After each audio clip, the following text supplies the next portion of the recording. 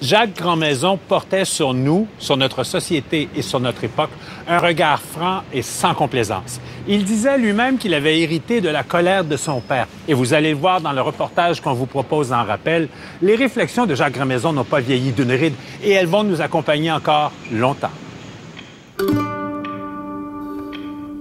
Jacques Grandmaison porte sur notre modernité un regard sans complaisance. Historiquement, le citoyen, c'était pas un receveur de services, c'était un constructeur de la cité. Ses propos sont souvent incisifs et parfois, ils dérangent. C'est un artisan de la Révolution tranquille. Et pour lui, l'engagement social, c'est répondre de soi devant les autres. Pour le citoyen Grandmaison, l'engagement social s'inscrit dans le temps. Dans une société où tout se joue à court terme, il nous amène à réfléchir au patrimoine que nous avons reçu et à l'héritage que nous léguerons à la génération montante. Il prône un nouvel humanisme axé sur l'équité entre les générations et la transmission de nos valeurs propres.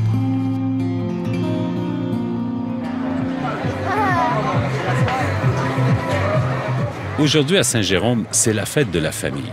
Et à 77 ans, le sociologue Jacques Grandmaison est vraiment chez lui. C'est au milieu de la fête qu'on a rendez-vous avec le vieux Snoro des Laurentides, un passionné de démographie. Parce qu'on a eu d'abord le bébé boom. Il a fallu se donner des institutions au plan scolaire, au plan de la santé. Puis après ça, tu as eu la dénatalité radicale. Assumer deux changements démographiques comme ça, c'est pas facile.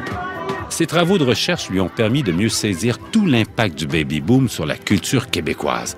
Une découverte. Quand on a fait notre enquête sur les orientations sociales, culturelles, morales, spirituelles dans la population, on n'avait pas prévu de questions chez Génération. Parce que, bon, en sociologie, Génération, d'ailleurs, mes collègues à l'université, quand on a sorti ça, les classes sociales, OK, hein, mais Génération. Oh, pour lire la société, le rapport à la société, le rapport à l'institution, le rapport à la religion, le rapport à la morale, les gens se situaient en termes de génération. C'était le repère. Jacques Grandmaison se demande, a-t-on fait bon usage de la liberté? Vivons-nous aujourd'hui dans une société qui refuse de préparer l'avenir, coupée de notre passé, incapable d'intégrer le long terme dans les calculs du présent? C'est une crainte que j'ai, qu'on devienne une société de rentiers.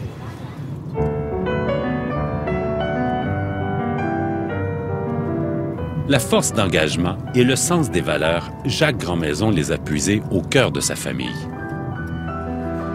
Mon père était pratiquement analphabète.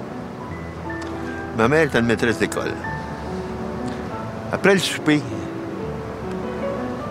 ma mère lisait tout haut la presse, les événements.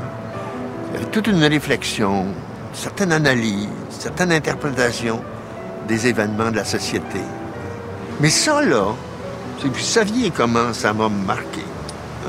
Me situer dans la société, être capable de réfléchir sur les événements de société, les analyser, les interpréter, ça a marqué ma vie.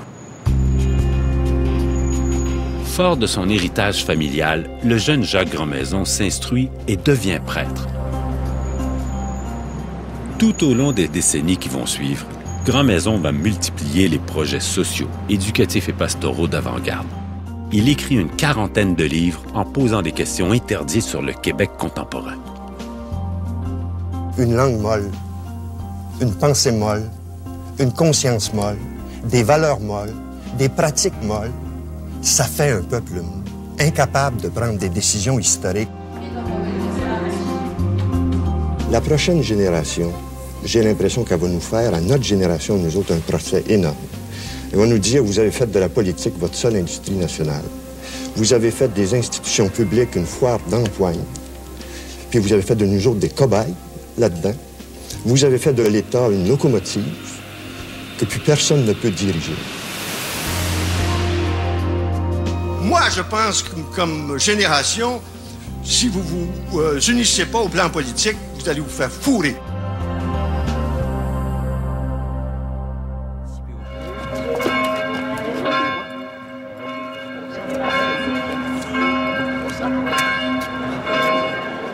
Moi, je voulais être prêtre pour les laïcs, avec les laïcs, et puis au service des laïcs. J'ai dit, moi, je ne ferai pas un religieux. C'est pas par mépris du monde religieux. Moi, je voulais être un prêtre séculier. Séculier, ça veut dire dans le monde, avec le monde, puis pour le monde, dans une démarche très, très positive. Puis là, tous ces frères alentour de moi, le clergé, la communauté religieuse, la chapelle où j'étais ferme ses portes. Beaucoup de choses qui m'a... Et pourtant, j'ai jamais été un prêtre aussi heureux. Bon, les gens sont plus libres avec nous autres depuis qu'ils ont pris leur distance. Quand j'ai décidé de devenir prêtre, là, c'était la conviction que j'aurais un maximum de liberté. Je crois en Dieu. Dieu nous aime debout. Je crois en Dieu, le Père Tout-Puissant, Créateur du ciel et de la terre, et en Jésus-Christ, son Fils unique, notre Seigneur. L'éducateur et le sociologue ne sont jamais très loin du prêtre. Il prêche pour une conscience libre, capable de résister au conformisme de son temps. Autrement dit, une société autre, une Église autre.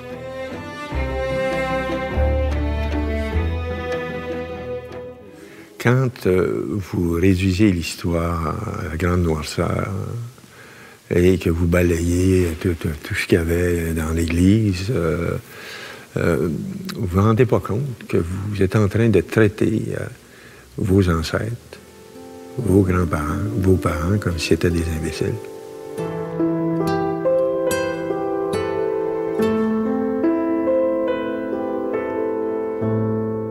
Ce qui nous a heurté, les gens de ma génération qui ont fait les réformes, moi j'étais impliqué dans les réformes de la Révolution tranquille, c'est qu'au même moment qu'on disqualifiait tout le passé, on disqualifiait les nouvelles institutions. Je dois avouer quelque chose. C'est à partir de 40 ans que j'ai souffert de ne pas avoir d'enfant.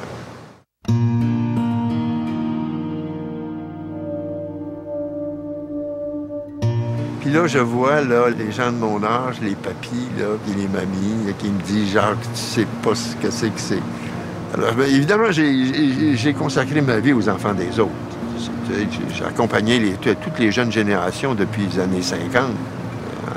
Alors, il y a des liens affectifs qui sont là, forcément. Hein. Mais ta chair, là. Hein?